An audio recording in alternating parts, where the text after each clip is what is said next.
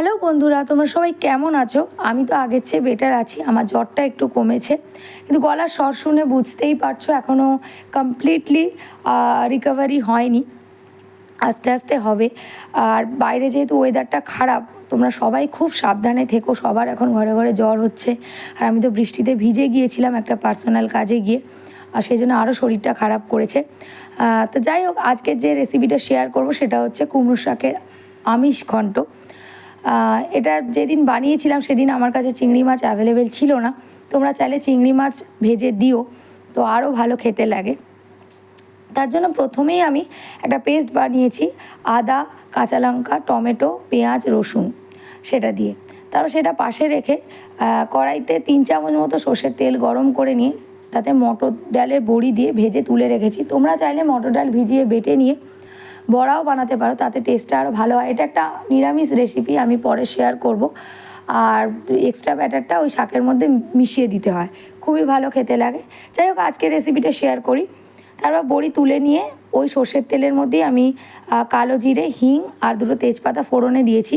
তোমরা চাইলে হিংটা স্কিপ করতে পারো, যেহেতু পেঁয়াজ রসুন দিচ্ছ, কিন্তু দিলে খারাপ লাগে না। তার মধ্যে আমি ওই যে পেস্টটা করে রেখেছিলাম সেটা দিয়ে দিয়েছি, আদা, কাঁচা লঙ্কা, পেঁয়াজ, রসুন, টমেটোর।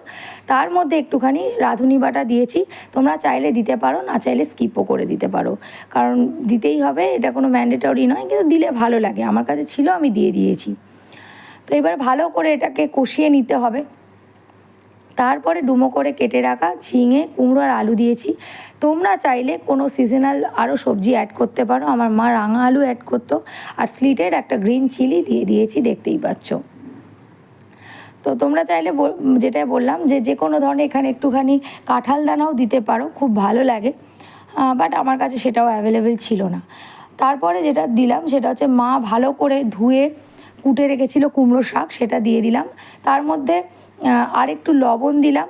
লবণ আমি অলরেডি যখন মশলাটা কষাচ্ছিলাম তখন দিয়েছিলাম। ভিডিওটা যেহেতু আমি পজ করে করি, হয়তো স্কিপ হয়ে গেছে। তারপরে লবণ, একটু ঝাল লঙ্কার গুঁড়ো আর হলুদ, ধনে গুঁড়ো, জিরে গুঁড়ো, এগুলো দিয়ে দিলাম। দিয়ে ভালোভাবে এবার এটাকে একটু কষাতে হবে ঢেকে ঢেকে, তাহলেই দেখবে জল ছেড়ে আসবে। আর যদি দেখো বেশি জল ছাড়ছে না, জল ছাড়বে জেনারেলি শাক থেকে, কিন্তু তারপরেও যদি প্রয়োজন হয় অল্প ঈষৎ উষ্ণ জল দিতে পারো।